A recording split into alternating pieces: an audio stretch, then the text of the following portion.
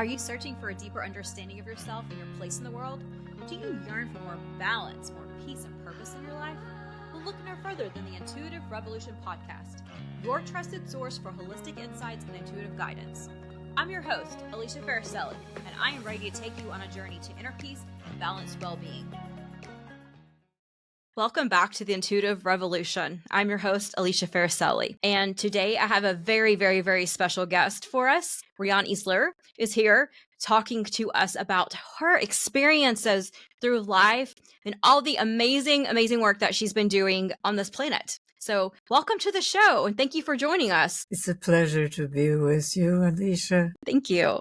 So, in your 90 plus years, I'm sure you have seen a lot. So take us back to a little bit of, tell us more about yourself and what got you involved in doing the work that you're doing now. Well, I have a lot of passion for this work, which is really to shift from what I have called a domination configuration to a partnership configuration, starting in our families, but going on to all of our institutions and, of course, to the world. And this passion is actually deeply rooted in my own childhood. Mm-hmm.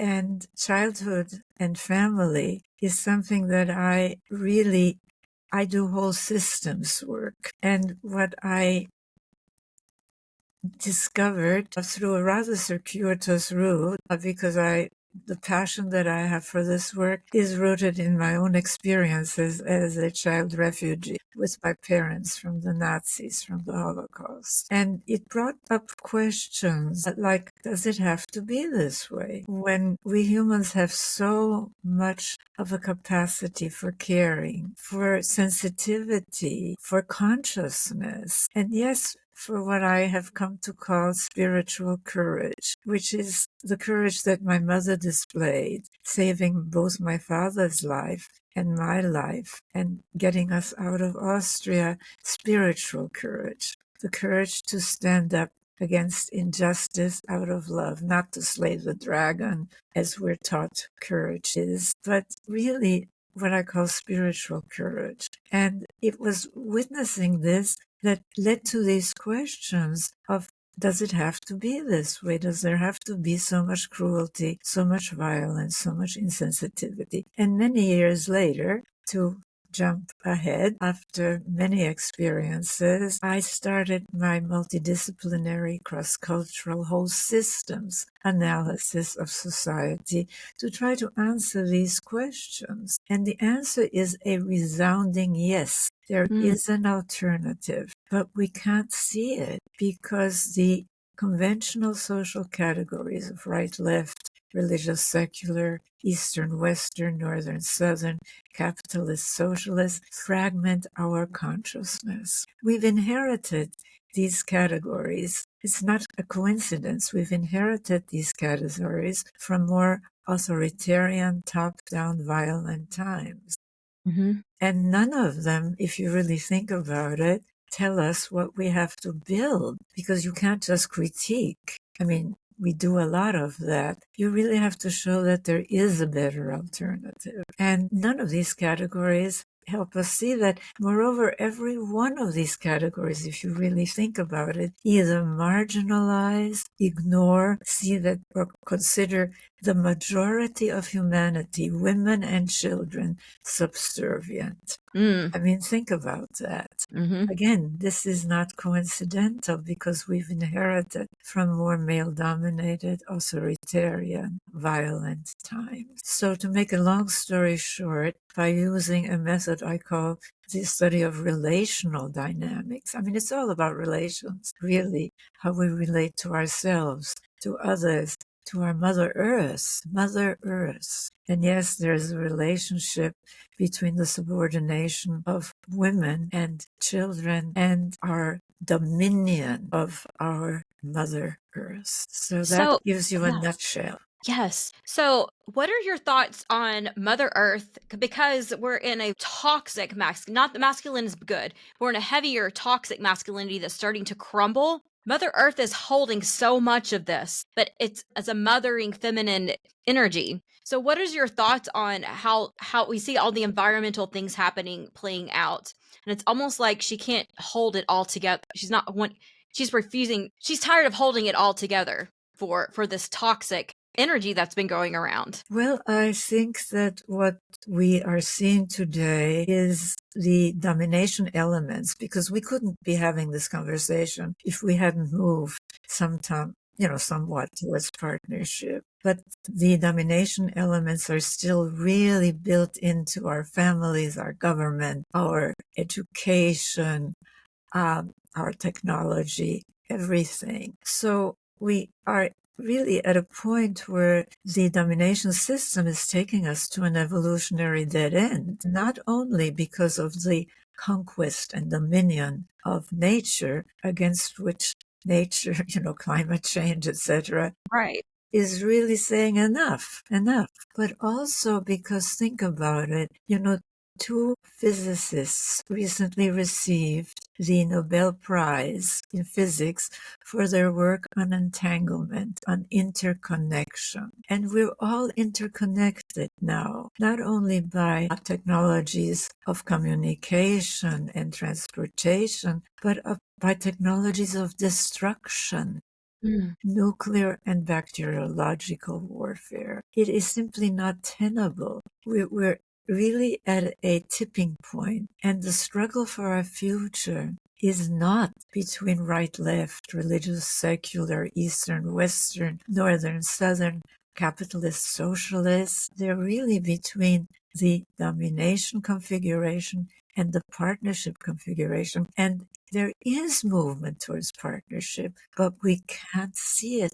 We think we don't have the frame. And this work provides the frame, the partnership, domination, social scale. And we have to change our frame, because those pushing us back, and especially we're in a period of really regression to domination, but they see it. Think of all of the really attention they're paying to gender.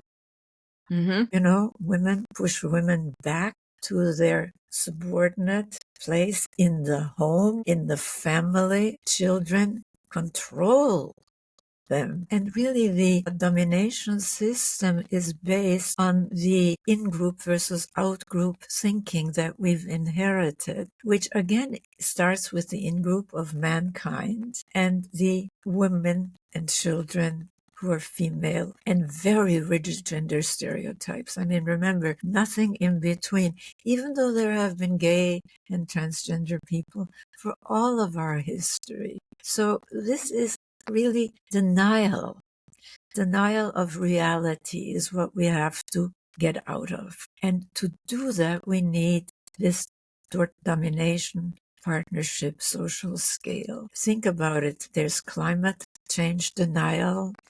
There is a denial of election results. There is denial of climate change, of COVID-19. I mean, it's trauma.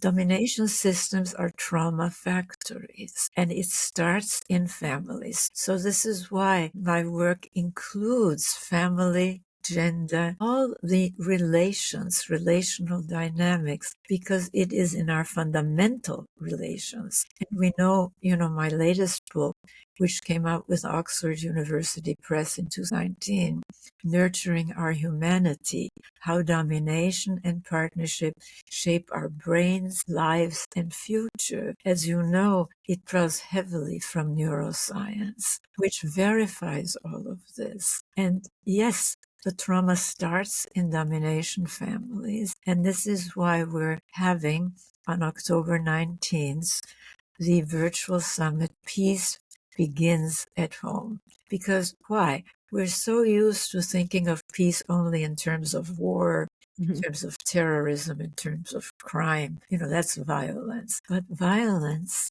starts in the home. And we know from neuroscience that, see, we're bombarded with all of this information, but we don't have this frame to understand how it's all fits together. We start with the first 5 years of life before our brains are fully formed. And if we're exposed, well, take gender, to a model of humanity where the two basic forms, female and male, where the male and the female is really rigidly defined rather than humanly defined, as we see from, for example, the men's movement today.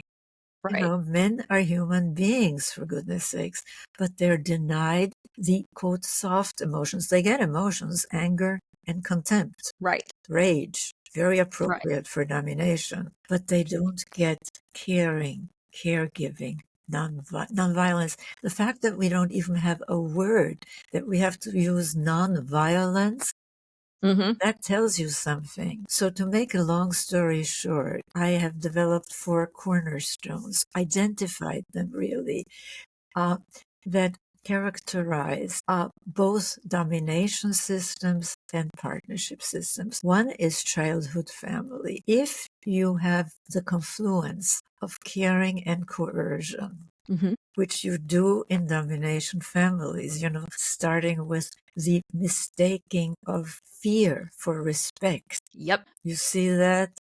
Oh, I grew up in that. So And I'm yes, familiar with it. of course, as in God fearing. Fear. Yes. Fear Yes. of pain is what holds the domination system together, and trauma and denial. So family and childhood is the first cornerstone. The second one is gender. If you have, as I said, this model of humanity where the difference between the male and the female form is equated with either superiority or inferiority, with either domination or being dominated, with either being served or serving, you equate all differences with inferiority, with being dominated, with serving. And so you get racism, anti-Semitism, and we can't do this anymore. So we really have a window of time now because there is the women's movement internationally. Look, if you look at the last 300 years, a period of massive disequilibrium, because my work draws a lot from chaos theory, from nonlinear dynamics, as you probably know, from system self-organizing theory, which is what you have to consider when dealing with complex living systems. What you find is that there is one movement in the last 300 years as the Industrial Revolution moved into high gear, challenging the same thing, a tradition of domination. And we are not taught to connect the dots. I mean, think about the so-called Enlightenment, rights of man movement, challenging the so-called divinely ordained right of kings to rule, tradition of domination, right? Then the feminist movement, challenging again the so-called divinely ordained right of men to rule over the women and children in the quote castles, a military metaphor of their homes. The abolitionists, the civil rights, the Black Lives Matter movement in our time, challenging the so-called divinely ordained right of a quote superior race to rule over a quote inferior one. It's the same thing, isn't it? It's a tradition of domination, and so is the environmental movement. I mean, what does it challenge? Man's once hallowed conquest and dominion over nature. So there are many trends. The movement towards what I call in my book the real wealth of nations, which I highly recommend because the subtitle is Creating a Caring Economics. The issue isn't right versus left or capitalism versus socialism. These are distractions. Yep. You can have there's Hitler, which was secular. There is the Taliban, which is religious, Eastern, and one is Western. Or leftist. You can have Stalin's former Soviet Union. Stalin's wife committed suicide because it was so male-dominated. It is really, and we're seeing the regression today. Gender is a very important component, and we've all been taught with this fragmentation of consciousness to marginalize gender and childhood.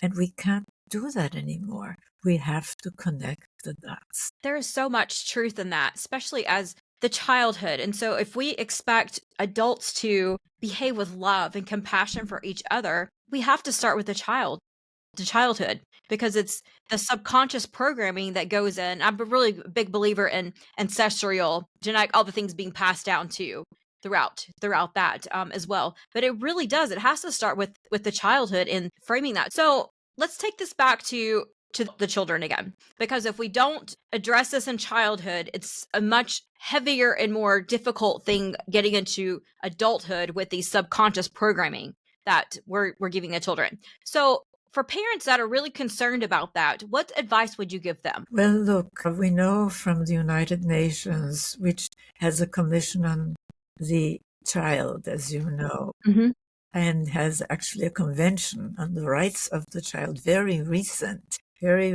movement compared to the ones that I just mentioned. But central, we know that 90% of children worldwide live in what they call unsafe homes. Because yes, most parents still think that even spanking or worse is okay. It's sound discipline, and you have these so-called Christian, which are not Christian, they're dominator parenting guides telling parents that to scald the fingers of an 18-month-old child in her or his or their high chair, to get them to sit absolutely still, to learn that the parent's will is law. Now, children, of course, some rules, and they need to learn about the rights of others, but children are born, babies are born with empathy, and our job is to cultivate that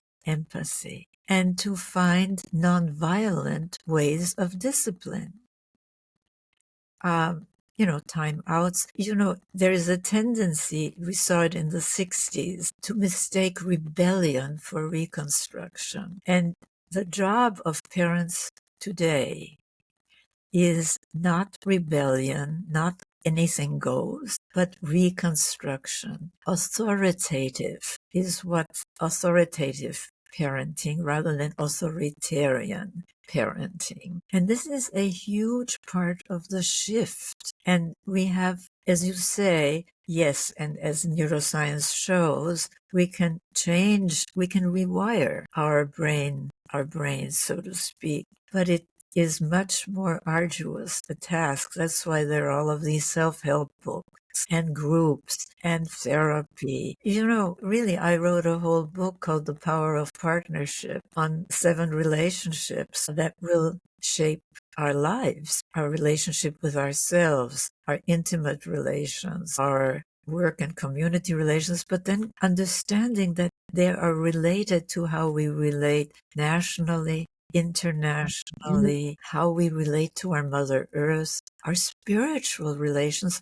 And I'm rewriting it now to add also our relationship with technology, because AI is a fact. And will it be programmed for partnership? Then we don't have to worry. Or will it be programmed for domination? And then we have a lot to worry about. I love that you brought that up, because there's such a polar dividing, I feel like, going on with AI. It's a technology. It's like the internet. It's, cell phone. It's not going away. It's enhancing our lives if we allow it to, but it also can be a very fear-based, detrimental thing if it's not managed correctly. So I do believe, I'm completely with you, that we're at a crossroads with it, of how it's going to be used with that. And how it's going to be programmed. Yes. Is essential. And it is now a lot of the AI programming for the mainstream AIs is drawing from the social conversation. And this is not going to help, because it's all over the place and it's full of rage and hate and anger. Well, if we program our AI that way, it too will be full of rage, of hate, and anger. we have to be very selective. And we need this new frame. Look, as long as we marginalize nothing less than the majority of humanity, it stands to reason, including the part of humanity where we know from neuroscience that the first 5 years are critical. We can't have real systems change. And the problem, and it's a major problem, is that the domination elements of our systems are simply incapable of meeting the challenges that we face today of climate change, of really the rising inequality between those on top and those on bottom.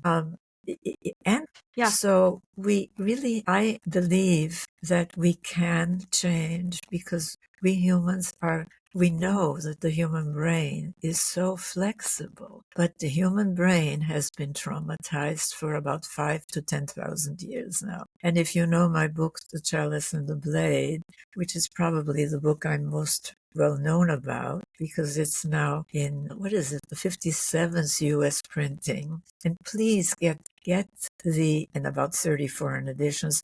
But if you're in the United States, get the recent edition. Okay. Get the last edition because it has an epilogue that takes it to today, to the Trump years. Okay, so, but you know, we have to change these 4 cornerstones: childhood, and of course the summit, the virtual summit, Peace Begins at Home, addresses all 4 of these cornerstones, starting with childhood and family, because it does come, as you say. I mean, it is really amazing to hear all of these eminences talk about war, and peace, and not consider family. Yeah. It's so crazy. Like looking back at, because I find it very fascinating how our dictatorish leaders, their childhood was. So you look at our current US president, Trump, his childhood was very rigid. And so you can see a lot of the ways his policies, to the way he treats people, to the way he even treats himself, is based on childhood trauma. Absolutely. And so we can see that based upon a lot of especially I'm gonna say the higher, more dictatorship type of politicians, but you also see that on both sides now. We have a bunch of hurt little inner children running our countries, and it's not just the US, it's nationwide, or it's worldwide. It's worldwide. Look, Yeah. one of the things that people who have been traumatized, people who are in the domination psyche, really have a lot of trouble with is change. And this is a period of rapid technological change, and with it, social change, personal change. I'd like to talk a little bit about the 3rd cornerstone, because we've talked about the first 2 quite a bit: childhood and family, gender, but economics. We are taught to have this real argument between capitalism and socialism. And again, it's a distraction. So many of the stories that we're told are lies, because both capitalism and socialism, both Smith and Marx, did challenge some traditions of domination, but they both perpetuated what I call, and they're all connected, these cornerstones, the hidden system of gendered values. And this is perpetuated also by GDP. For example, there is nothing in either what Smith and Marx wrote about caring for our Mother Earth. Nothing. The Earth is to be exploited. And as for the work of caring for people starting at birth, it is to be done for free by a woman in a male-controlled household. And so they called it reproductive rather than productive, with the result that this whole argument between capitalism and socialism is a red herring, because what we really need is moving to what I call a caring economics of partnerism. And there are trends again in that direction. I mean, Nordic nations. I've given some examples from all of these old categories of nations, contemporary nations that really very much orient to the domination side. But if you look at our prehistory, by the way, and also today, if you look at some very isolated places, like, in China, there is this enclave of people, who relate very much to partnership, where women have much more autonomy. By the way, where children are treated as the children of the group, there is more alloparenting, as there was in prehistory, which means, yeah, a village or a town is involved in the parenting. But what we see today is an economic system that leaves out the three life-sustaining sectors of the economy, calls them reproductive rather than productive: the natural economy, the household economy, and the volunteer community economy. So a log is part of GDP, but it's dead, but not a tree.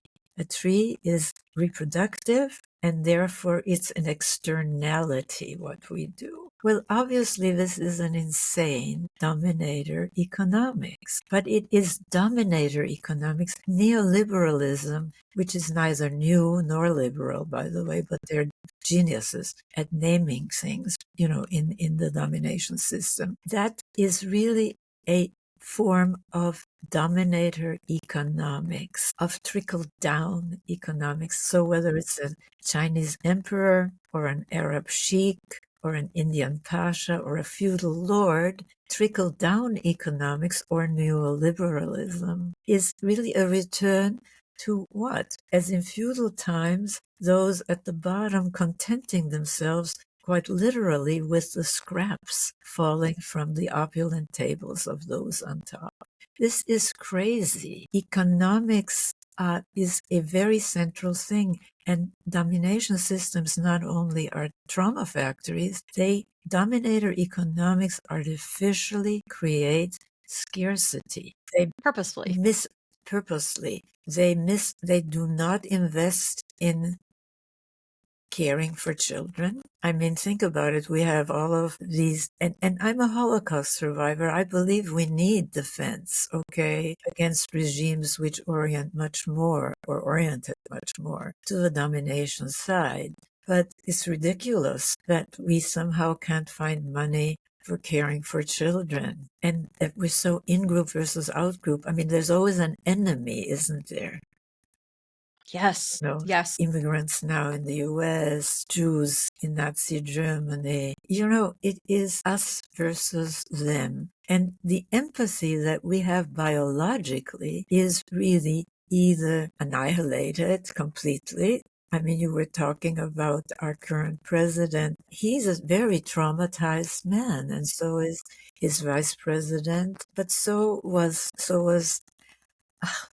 Saddam Hussein, so was Hitler, so was Stalin. I mean, it never ends. And it's so well documented. We have to learn to connect the dots. I think people don't want, I think we're at a point to where it's people don't want to connect the dots, because if they connected the dots, they have to look very deep inside themselves and get to things that don't feel so good. It doesn't feel good to go and do all the work. It doesn't feel good to go inside of yourself and say, you know what I've been doing for all these years, especially the older you get, is not working for me. Maybe I'm wrong. And so that's the thing that's very hard for the egos in our mind going, is for us to come in and say, maybe this is not working anymore because maybe I'm wrong and maybe there's a better way. But we have this egotistical energy going around that and we're taught you're not supposed to be wrong. Well, you're only supposed to we're be. afraid of punishment if we face the truth. But I can personally attest to two things. One, transformation is possible. I mean, I grew up in wanting, and I'm ancient by now, but I grew up. You are very refined and very wise. Well, that comes sometimes with age, or rigidity comes with age, but it doesn't have to. But I grew up in a time when there were very rigid gender stereotypes. In my first marriage, we tried so hard to conform to these, of me being the little woman behind the great man, right? The Yes. successful man. And I have a very mixed background. I'm an attorney, but I also have, well, I'm an outsider. And I've always been an outsider. And for much of my life, by the way, and this is a sidebar, I so wanted to belong. And then I realized, being an outsider is actually a good thing Yeah. because I can really look, if you pardon the cliche, I can really think outside the box. But to get back to this issue of transformation, as an attorney, I used to work for a Beverly Hills entertainment law firm with lots of glitzy clients. And one day, the big honcho in the firm called me into his office to praise me for some work I had done. And what he said to me was, and he meant it as a compliment, "You don't think like a woman." And I took it as a compliment Yeah. instead of the insult that it really was. Now, Yeah. that was before I, so to speak, woke up. And we can all wake up. And we can wake up even if we're traumatized. I was very traumatized in my childhood because of the immigration experience and the fear. I mean, the fear was horrendous, but I was also lucky in seeing, as I said, in witnessing an example of spiritual courage and of the questions that came up for me. And so we have to ask ourselves right now, do we want our children, our grandchildren, to survive and to thrive? And this really relates very much to what you mentioned about young parents. We really have to build a better society. And I very often say that about economics. Women are now getting a larger pie of the existing economy, which is very important. But our job, I mean, we have to do this, but our job is not to get a bigger pie of the existing economy. Our Yes. job is to, if you will, bake a different economic, Yes. Yes. a Yes. Yes. caring Yes. economic. Yes. Yes. Because we can keep building off of something that's not working anymore, and it's going to get to a certain point. But if we almost start over and build something from the bottom up, we can build it into something just amazing and to what it needs to be. Well, a humane economics Yes. where we stop artificially relegating caring and caregiving and nonviolence to the quote feminine, which is in the system considered inferior by definition. Right. And this is why these four cornerstones are all related: family and childhood, gender, economics, and story and language. I mean, we really have to understand that we've inherited our language from domination conquest, and we have to change. I mean, I've introduced, for example, the term hierarchy. We can't just throw out the baby with the bathwater, so to speak. We have to make a distinction between what I call hierarchies of actualization and hierarchies of domination. In my book, The Chalice and the Blade, the chalice is a symbol of power. But it is a different power. It is not the power of the blade, which is appropriate for domination system, the power to take life, really. It is the power to give life, to nurture life, to illuminate life. Real spirituality, not God-fearing spirituality, but a spirituality. And at the core of all of our spiritual traditions, I wrote a book called Sacred Pleasure. And in it, I really recommend it highly because it foreshadows so much of what I wrote later. It foreshadows the real wealth of nations. It foreshadows nurturing our humanity, actually. But that book, I suggest that a lot of our mystical traditions were actually attempts by some of the, quote, pagan, people in the Oh, yeah. provinces to hide the goddess as wisdom, as Sophia, or as Chochmah in Hebrew, because, they had to pretend. Yeah, wasn't It safe. wasn't safe because, Physically safe. well, Yeah. look at what the Assyrians did. Crucifixion on all the roads were lined with crucified people. Yeah. And this started way before the Bible, way before the ancient Hebrews. They tied to, at least you have Jeremiah, for example, in the Old Testament, railing against women baking cakes for the Queen of Heaven in a book that claims that there never was and never can be a female deity, right? Right. Well, yes, when it's the rewritten version. Yes. The current version of it, yes, I totally believe that.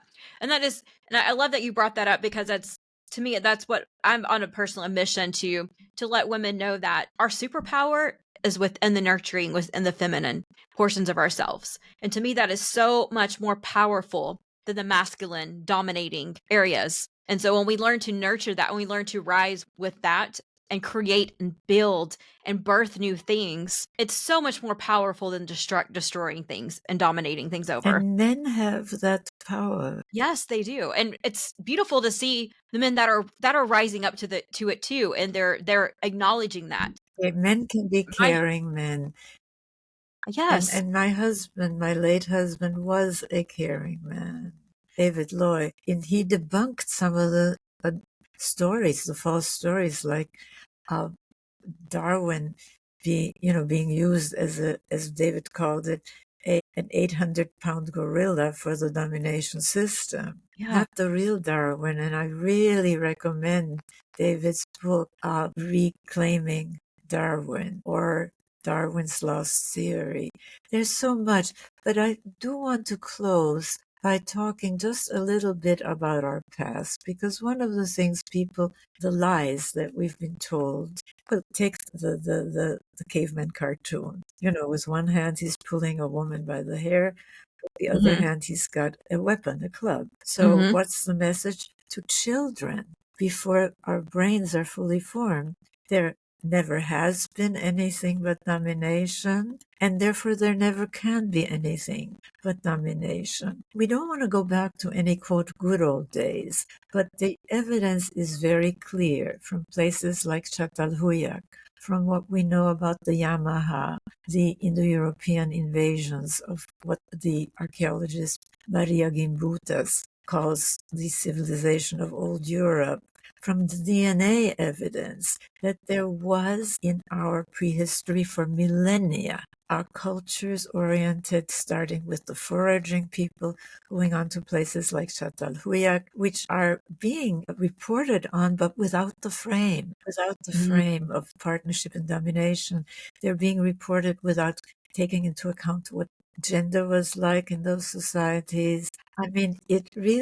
We need the new frame. What we are learning about places like Çatalhöyük from, say, the archaeologist Ian Hodder, who's from Stanford, who excavated in Çatalhöyük for many, many years. He wrote an article for the Scientific American documenting that being born female or male in Çatalhöyük, which was more generally egalitarian, which was peaceful for over 1,000 years, no signs of destruction through warfare, that in that society, being born female or male did not determine one's status in the society.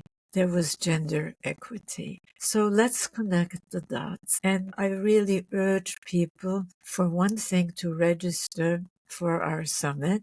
Peace begins Tell us more at about that. home. Well, I can tell you much more about it. For one thing, we are going to hold it on the October 19. We have some wonderful people in it already. Ella Gandhi, Satish Kumar, to just mention, Gary Barker from Equimundo, and men, and people from all over the world, young people, old people, and the website is up now, and I will send it to you. Yes, that'll be in the show notes as well, And it too. will be in your show notes, but do register for it. And it's going to really focus on the four cornerstones, on shifting from domination in them to partnership in them, because the people pushing us back are being very strategic and not just being tactical, trying to put out fires whenever they happen to be, which is what a lot of the work that we are doing. And then being marginalized, of course, completely. Our job is to show that there is a better alternative, a partnership alternative. This has been absolutely like a fresh breath of air, having you come on and speak to our audience about the partnerships and how we can really create a better society, better world going forward for the children that we spoke about. It doesn't, people, and sometimes you're like, well, I'm not going to be alive. But, if you're a believer in reincarnation, maybe you're going to come, if you have to come back, like, again, that's another reason to think about it. But also for the future, for this planet that we've been given and we should be nurturing and taking care of, in all different ways. So again, thank you so much for coming on here and sharing all of your wisdom and all of your just amazing energy. Well, I just thank loved you it. so much, Alicia. And I really want our viewers and listeners to know that every one of us can make a difference. And it isn't just a question of demonstrated against. It's a question of building the partnership future. And I invite everyone to go to the website of the Peace Begins at Home Summit. Also to our website, which is the website of the Center for Partnership Systems. But use your network. And yes, enroll also